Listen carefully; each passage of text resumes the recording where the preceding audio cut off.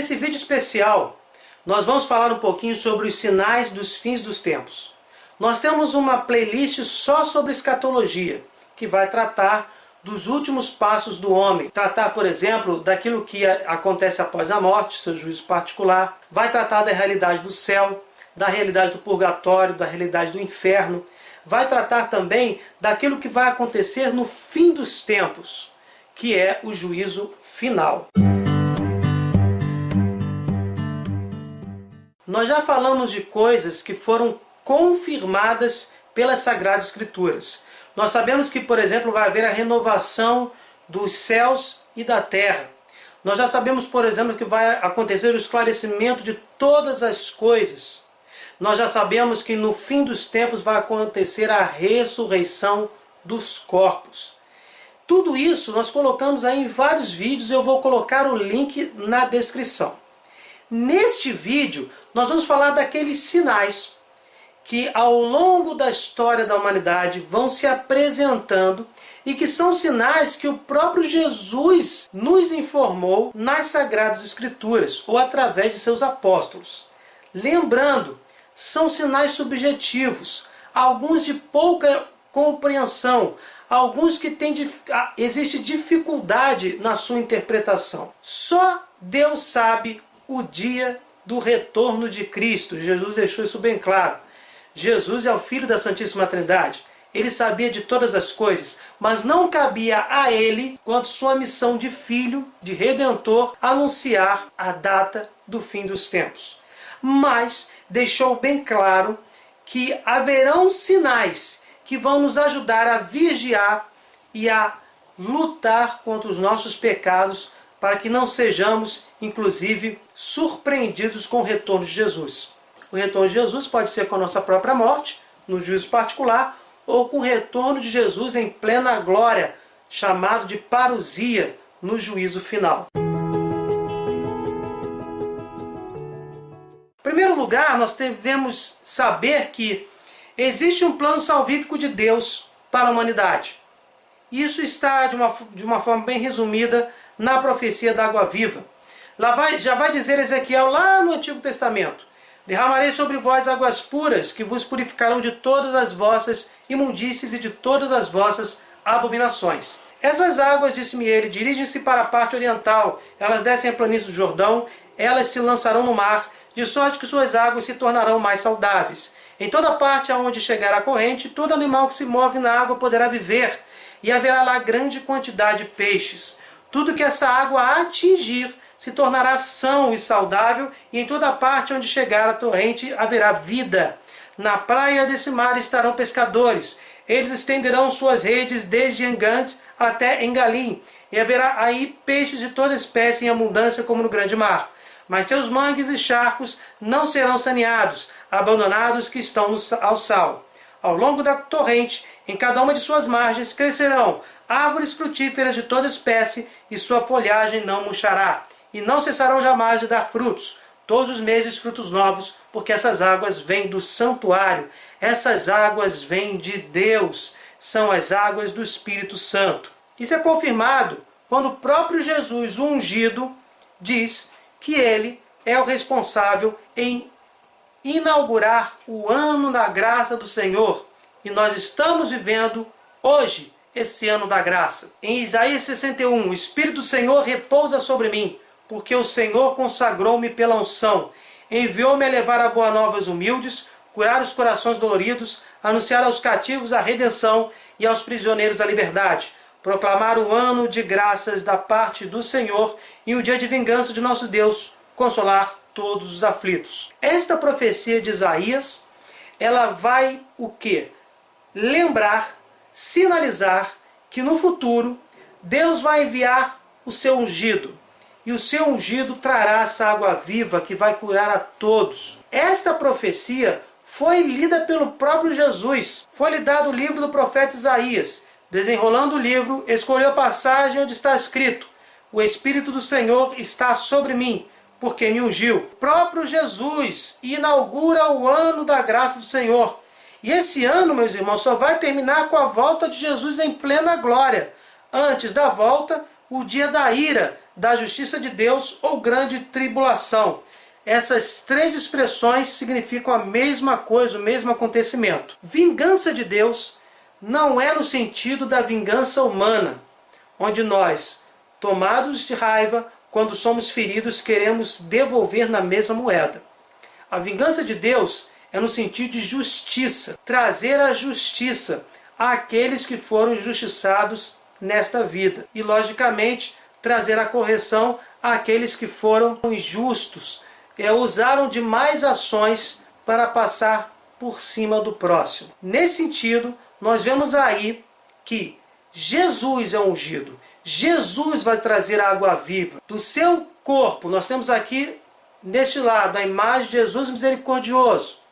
Do seu corpo é derramado a água viva, o sangue redentor, que vai curar a todos os feridos, todos os doentes, todos os pecadores. Restaurar todos os seres humanos. Com isso, o que nós podemos entender?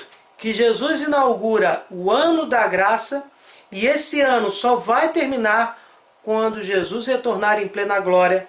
Teremos aí o juízo final, e nesse momento, o dia da ira, o dia da vingança de Deus, o dia da justiça de Deus, a grande tribulação, são todas expressões sinônimas.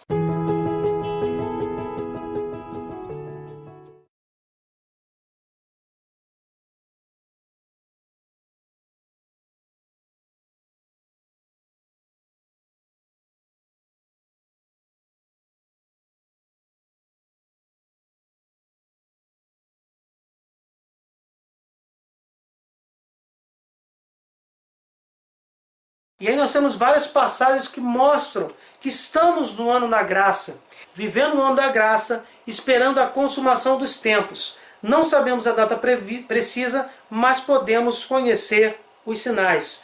Como eu tinha dito no início, Jesus prevê que em João 16 os sinais aumentarão progressivamente, como as dores de um parto. E também confirma que só cabe ao Pai conhecer a data exata. Porém, isso não significa dizer que os sinais não podem ser percebidos. Somente a data exata cabe ao Pai. Jesus diz que só cabe ao Pai revelar a data precisa do seu retorno, do fim dos tempos, do juízo final. Mas nós podemos sim prever que está chegando, que está se aproximando o momento quando as dores do parto aumentarem. E essas dores do parto significam também os sinais e também as dificuldades da nossa vida material aqui na Terra. Primeiro sinal, tempo difícil. Como está lá em Lucas 21, 2 Timóteo, o hedonismo, que é a busca do prazer pelo prazer, o ateísmo, que é não acreditar em Deus, a indiferença religiosa, tudo isso são sinais de um tempo difícil que a igreja terá. Em 2 Timóteo 3, nota bem o seguinte: nos últimos dias haverá um período difícil. Os homens se tornarão egoístas, avarentos, fanfarrões, soberbos, rebeldes aos pais, ingratos, malvados, desalmados, desleais, caluniadores, devassos, cruéis, inimigos dos bons, traidores, insolentes, cegos de orgulho, amigos dos prazeres e não de Deus. Nós já fizemos um vídeo sobre esta passagem, mas basicamente se trata aí de um período de grande hedonismo, e aí nós podemos citar a homossexualidade exagerada, do ateísmo, da indiferença e do deboche às crenças religiosas. Então, o primeiro sinal do fim dos tempos é um tempo difícil. Isso está dizendo lá no versículo 1 de 2 Timóteo 3. Nos últimos dias haverá um período difícil, onde os homens terão dentre essas qualidades, outras qualidades completamente negativas. O Evangelho se tornará insuportável para muitas pessoas, porque virá tempo em que os homens já não suportarão a sã doutrina da salvação. Levados pelas próprias paixões e pelo prurido de escutar novidades, ajustarão mestres para si, apartarão os ouvidos da verdade e se atirarão às fábulas.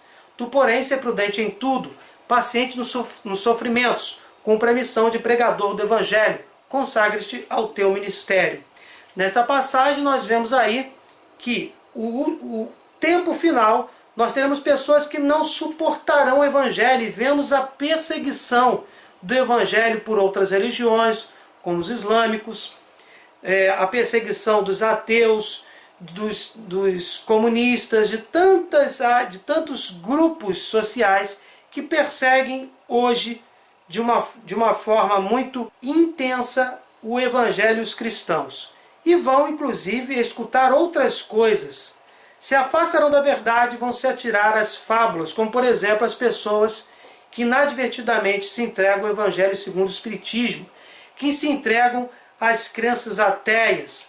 Tudo isso se encaixa aqui: apartarão os ouvidos da verdade e se atirarão às fábulas, no versículo 4. O derramamento do Espírito Santo que aconteceu em Atos 2:17, ele vai ser renovado, haverá um novo Pentecostes. Depois disso acontecerá que derramarei o meu Espírito sobre todo ser vivo. Vossos filhos e vossas filhas profetizarão, vossos anciãos terão sonhos e vossos jovens terão visões. O pecado chegará ao cúmulo. Botei esse ponto de interrogação porque nós não sabemos que cúmulo é esse. E essa passagem é de uma interpretação completamente subjetiva. Os pecados serão praticados de forma intensa, em grande quantidade. Só Deus poderá saber esse momento, mas é um sinal. O pecado tem chegado ao cúmulo nos dias atuais? É uma grande pergunta. Nós temos aí pornografia em alta, as drogas em alta, casas de prazeres, pedofilia, músicas induzindo ao sexo, pais matando filhos e vice-versa. A indústria pornográfica movimenta cerca de 8 bilhões de dólares por ano. E eu somente estou falando de dados antigos. Como ocorreu nos dias de Noé, acontecerá do mesmo modo nos dias do Filho do Homem, do seu retorno. Comiam e bebiam, casavam-se e davam-se em casamento, até o dia em que Noé entrou na arca. Veio o dilúvio e matou a todos, também do mesmo modo como aconteceu nos dias de Ló. Os homens festejavam, compravam e vendiam, plantavam e edificavam. No dia em que Ló saiu de Sodoma, choveu fogo e enxofre do céu que exterminou todos eles. Assim será no dia em que se manifestar o Filho do Homem. E Israel terá retornado à sua terra. Nós vemos aí que por volta de 60 depois de Cristo, os judeus foram expulsos de sua terra. Em 2000 anos, mais ou menos, 1948, nós temos aí Israel retornando da sua terra, para a sua terra, melhor dizendo, depois de todo o massacre acontecido na história, e podemos aí colocar como acontecimento central a perseguição de Hitler aos judeus na Segunda Guerra Mundial. Mais ou menos 2000 anos. Nós sabemos que começou o retorno dos judeus à sua terra em 1948 de forma oficial. E aí nós temos, se nós colocarmos, interpretarmos, como está na segunda carta de Pedro, que 1000 anos são para Deus como um dia, e olharmos para Oséias, que diz lá no capítulo 6, dar-nos-á de novo a vida em 2 dias, ao terceiro dia levantar-nos-á e viveremos em sua presença. O que nós estamos percebendo? Que em 2000 anos, os judeus serão recolocados na terra prometida. Nós sabemos que os judeus receberam de Deus a terra prometida. Moisés atravessou o deserto e os judeus, Moisés não chegou a pisar na terra prometida, os judeus, libertados da escravidão do Egito, chegaram à terra prometida. Mas, como eu falei, eles foram expulsos pelo Império Romano, em 60 e poucos depois de Cristo. Mas, em 1948, após o sofrimento da Segunda Guerra Mundial, inclusive, os judeus recebem a sua terra. E em 2 dias, como está lá em Oséias, que podem ser 2000 anos, eles, no terceiro dia, viverão na presença de Deus. Seria essa presença de Deus o retorno de Jesus em plena glória? Se for, nós em 2016 já estamos no terceiro dia desta profecia de Oséias. E os judeus já estão em sua terra. Seria um sinal profetizado em Oséias, acontecido na história da humanidade, que tem os judeus como centro desses acontecimentos, um sinal do fim dos tempos já realizado ou se realizando? Com o avanço assustador dos meios de comunicação como a internet, este anúncio não está longe de se concretizar, se já não se concretizou. Perceba-se que o sinal não menciona que o mundo seja convertido, mas que o Evangelho seja anunciado ao mundo inteiro. Este Evangelho do Reino será pregado pelo mundo inteiro para servir de testemunha a todas as nações, e então chegará o fim. Sensação de paz e segurança. Uma sensação de paz e segurança pode se manifestar no mundo antes da volta de Jesus, mas será uma sensação falsa, trazida pelo maligno. Atualmente, o mundo inteiro quer paz e segurança. Não é difícil que, com o consenso mundial, esta paz e segurança falsas, pois só haverá paz e segurança com Deus, sejam conquistados brevemente. Porém, será apenas uma sensação e não uma realidade. Será um sinal de que Jesus está próximo de retornar gloriosamente. Esse sinal ainda aparentemente não aconteceu. Os anteriores, se não foram consumados, demonstram já terem se iniciado. Como está lá em 1 Tessalonicenses 5,13. Quando os homens disserem paz e segurança, então repentinamente lhes sobrevirá a destruição, como as dores à mulher grávida, e não escaparão.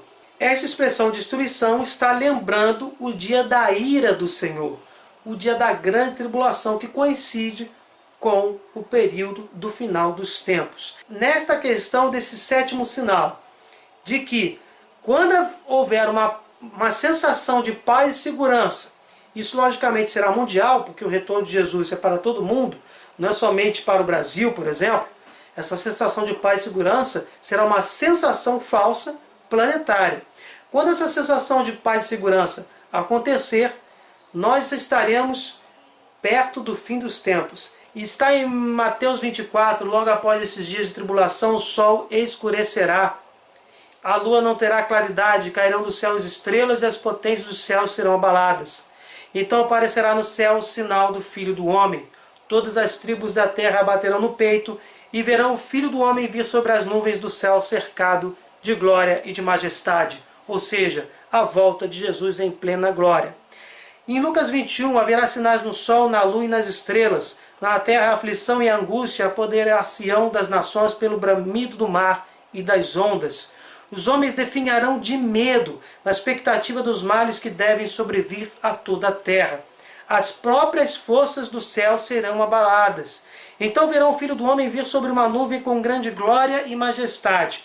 Quando começarem a acontecer estas coisas, reanimai-vos e levantai vossas cabeças, porque se aproxima a vossa libertação. A atualidade científica mostra que o efeito estufa está trazendo a revolta da natureza. Seria sinal de que as forças dos céus estão sendo abaladas? Maremotos, tsunamis e o calor excessivo são demonstrações claras de que o egoísmo do homem está desequilibrando a natureza. Tempestades e furacões também possuem como causa este mesmo desequilíbrio. A angústia humana já acontece. Será a tradução de que os homens definharão de medo, como está lá em Lucas 21, versículo 26? O aumento do nível dos oceanos significará que 200 milhões de pessoas terão que abandonar suas casas e locais de moradia. Até 2080, entre 200 e 700 milhões de pessoas em todo o mundo poderão enfrentar a escassez de alimentos. E entre 1 bilhão e 3 bilhões de habitantes sofrerão com a falta de água no mundo. Os cientistas afirmam, ou fazemos algo agora, ou em 10 anos não haverá mais o que fazer. Muitos cientistas, no entanto, já afirmam que esse processo é irreversível, não tem mais volta, e que a Terra precisaria de 1000 anos para se restaurar. Os cientistas são praticamente unânimes ao afirmar sobre os riscos catastróficos provocados pela ação devastadora do homem, especialmente no que diz respeito ao efeito estufa. Esta questão da natureza, ela já está bem evidenciada. A natureza, o mundo nesse sentido, está completamente desequilibrado.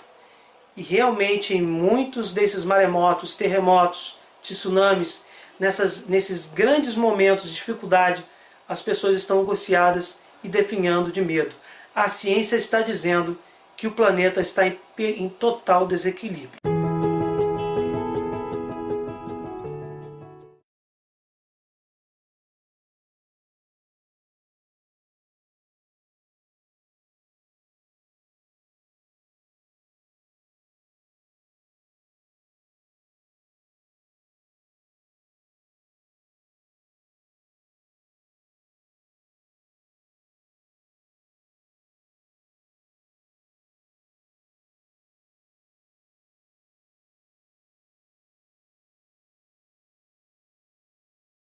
Outro ponto que é bem simbólico é o tempo da grande tribulação. Quanto tempo vai durar? O tempo da grande tribulação é completamente simbólico dentro da Bíblia. Concluirá com muitos uma sólida aliança por uma semana, e no meio da semana fará cessar o sacrifício e a oblação. Sobre a asa das abominações virá o devastador, até que a ruína decretada caia sobre o devastado. Em Daniel 9:27 nós temos aí que seria uma semana o tempo da grande tribulação. Mas é um tempo simbólico. Seriam 7 anos? Seriam 70 anos? Seria uma semana como nós conhecemos? Em 2 Tessalonicenses, agora sabeis perfeitamente que algo detém, de modo que ele só se manifestará a seu tempo, porque o mistério da iniquidade já está em ação, apenas esperando o desaparecimento daquele que o detém. Então tal ímpio se manifestará, mas o Senhor Jesus o destruirá com o sopro de sua boca e o aniquilará com o resplendor da sua vinda. Nós estamos falando aí da vinda gloriosa de Jesus. Então, antes da vinda gloriosa de Jesus, haverá a manifestação do ímpio. O que detém o mistério da iniquidade seria a igreja, com sua atuação, intercessão no mundo. A oração dos filhos de Deus, a ação da igreja, o sacrifício de Jesus, que se torna presente em cada missa celebrada, e impedem a força livre do maligno na terra. O mistério da iniquidade é detido pela igreja, por cada missa celebrada, pela oração dos filhos de Deus. E o ímpio vai se manifestar, e após a manifestação do ímpio nós teremos realmente a vinda do Senhor em plena glória. Seria a grande tribulação consequência da manifestação do ímpio? É algo para a gente meditar e refletir. Novamente não temos todas as respostas. Pouco tempo resta ao inimigo. A manifestação do ímpio será acompanhada graças ao poder de Satanás de toda a sorte de portentos, sinais e prodígios enganadores. Ele usará de todas as seduções do mal com aqueles que se perdem, por não terem cultivado amor à verdade que os teria podido salvar. Por isso, Deus lhes enviará um poder que os enganará e os induzirá a acreditar no erro. Desse modo serão julgados e condenados todos os que não deram crédito à verdade, mas consentiram no mal. Imaginem que antes da grande tribulação o ímpio se manifeste. Ele vai utilizar o poder dado a Satanás. Vai ser uma permissão de Deus para que as pessoas que não procuram a Deus acabem se perdendo. Por quê? Porque elas não estão procurando a Deus. Não é Deus que está jogando elas ao ímpio ou para a perdição. São essas pessoas que se jogam aos prazeres carnais simplesmente pelo prazer. São as pessoas que lutam para destruir a verdadeira religião. São as pessoas que lutam contra Cristo, que lutam contra a moral judaico-cristã. Essas pessoas não querem a Deus. Então, antes ou durante a grande tribulação, o ímpio se manifestará, utilizando esse poder de Satanás, que diz aqui o texto, se parecerá com milagres. Prodígios enganadores são milagres falsos. Quantas seitas estão utilizando milagres falsos? Por isso, a importância de vigiar. Se estamos com Deus, se estamos comungando com o Senhor, se estamos nos alimentando da palavra, não seremos seduzidos por esses prodígios enganadores de Satanás por intermédio do ímpio. Nós sabemos que Israel é o povo que acredita em um único Deus. É o povo citado por Deus a Abraão. E deste povo que passou a acreditar no único Deus, o único Deus que existe, por sinal, desde a antiguidade, num período que existiam ao seu redor vários povos politeístas, que acreditavam em vários deuses e que podem voltar à tona na grande tribulação, que existem como falsos ídolos até hoje em todo o mundo, esse povo judeu permaneceu na história da humanidade até os dias de hoje. Foi expulso da sua terra prometida por volta de 60 depois de Cristo. Voltou em 1948 para a sua terra e também terá um papel importante na grande tribulação. Diz que o templo do sacrifício, que é o templo de Salomão, o templo de Israel, durante a metade dessa uma semana que nós vimos lá, que pode durar simbolicamente a grande tribulação, durante metade da semana os judeus estariam seduzidos por esse falso ídolo, por essa abominação, por essa manifestação do ímpio, por essa sedução de Satanás. As interpretações podem ser inúmeras, mas nós temos aí que durante a metade desse tempo da grande tribulação, nós teremos o templo de Israel tomado por um falso ídolo. E só depois eles iriam perceber que estariam sendo manipulados e Israel, enquanto nação, se converteria finalmente a Jesus, aceitaria Jesus como o Messias que eles estão esperando até os dias de hoje. Ou seja, os judeus estarão aliados à besta, conscientes ou sendo enganados, pois não estarão praticando a religião que Deus ensinou a eles, o judaísmo, ou a adoração ao único Deus. As atividades estarão suspensas durante esta meia semana. Jesus confirma a passagem do profeta Daniel. Esse símbolo de tempo é fácil de explicar. 7 na Bíblia significa perfeito. Essa semana, ou 7 dias, significa o tempo que for necessário. O tempo que for necessário para se completar esta tribulação. Quando Daniel, confirmado por Jesus, diz que até o meio da semana o sacrifício e a oblação cessarão, significa dizer que no meio da grande tribulação os judeus despertarão para o fato de que estão aliados ao anticristo, ao ímpio. A abominação da desolação estará instalada no templo de Jerusalém, como diz Mateus 24. Que depois desta meia semana perceberão que estão aliados à besta e reconhecerão Jesus como Messias. Reconhecerão no meio da grande tribulação que transpassaram seu próprio Messias, como está em Zacarias 12:10. E serão salvos, conforme Romanos 11, 26, 27. Se cumprirá o que Jesus profetizou em Mateus 23, 39. Suscitarei sobre a casa de Davi e sobre os habitantes de Jerusalém um espírito de boa vontade e de prece, e eles voltarão os seus olhos para mim. Farão lamentações sobre aquele que transpassaram, como se fosse o filho único. Chorá-lo-ão amargamente, como se chora o primogênito. Zacarias 12:10 é bem claro. Os judeus vão chorar porque mataram aquele que transpassaram. Jesus não foi transpassado?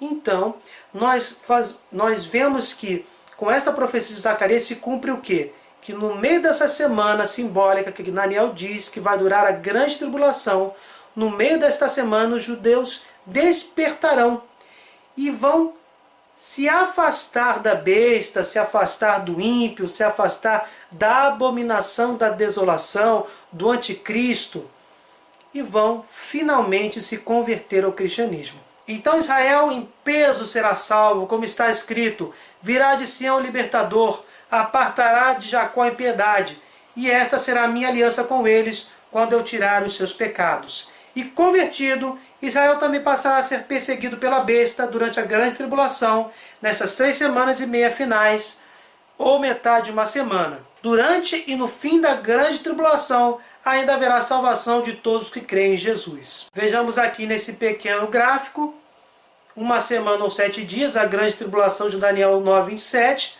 Os judeus estarão aliados ao anticristo durante a primeira metade dessa semana, que é um tempo simbólico, mas não sabemos se realmente serão 7 dias. E depois dessa metade, os judeus reconhecem Jesus como Messias, como está em Zacarias 12 e Romanos 11. A apostasia também acontecerá durante a grande tribulação. Ainda na grande tribulação, conforme 2 Tessalonicenses, teremos a apostasia, a vinda do ímpio e a manifestação de Satanás por meio de prodígios enganadores. Esta passagem nós já lemos em 2 Tessalonicenses, mas é importante que nós relembremos que a apostasia, deixei este slide aqui para lembrar exatamente isso, a apostasia acontecerá em grande intensidade durante a grande tribulação. Como está lá no versículo 3, ninguém de modo algum vos engane, porque primeiro deve vir a apostasia e deve manifestar-se o homem da iniquidade, o filho da perdição, o adversário, aquele que se levanta contra tudo que é divino e sagrado, a ponto de tomar lugar no templo de Deus e apresentar-se como se fosse Deus. Apocalipse 12, quando a mulher que dá à luz ao filho varão estava sendo perseguida pelo dragão e acaba sendo arrebatada, a igreja arrebatada. Vemos aí que no versículo 12, como nós já lemos, que o demônio não consegue atacar a mulher, a igreja arrebatada, e acaba correndo contra todos aqueles que ainda estão na grande tribulação e que tenta se voltar para Deus. Nesta semana, nessa grande tribulação, ao fim dessa semana haverá o juízo final, conclusão do juízo final, a volta de Jesus em plena glória, que chamamos de parousia. Tudo isso está confirmado em Mateus 24, Marcos 13, Lucas 21 e 2ª carta de Pedro, capítulo 3.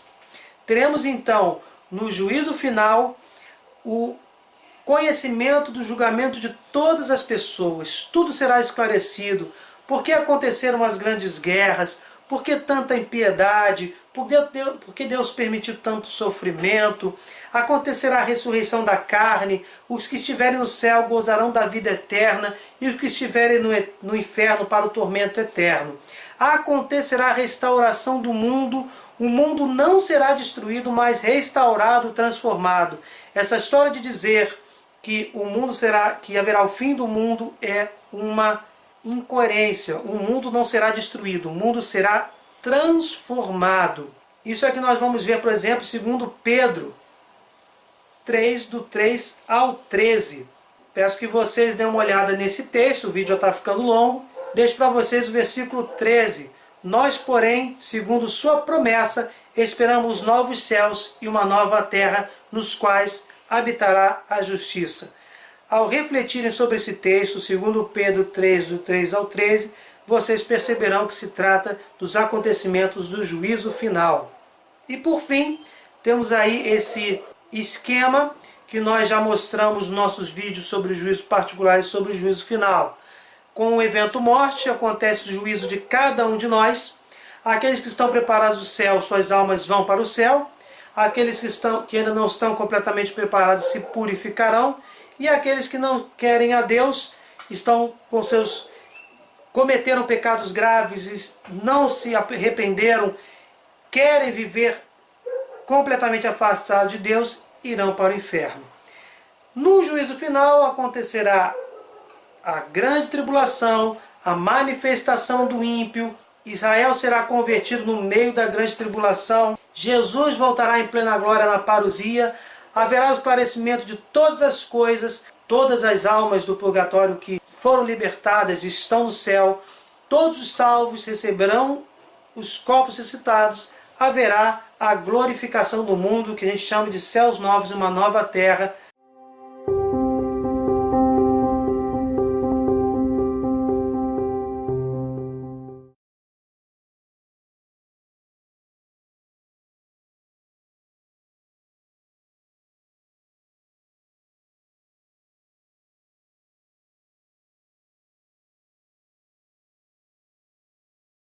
Bem, gente, esse vídeo ficou muito longo, por isso é que ele é especial.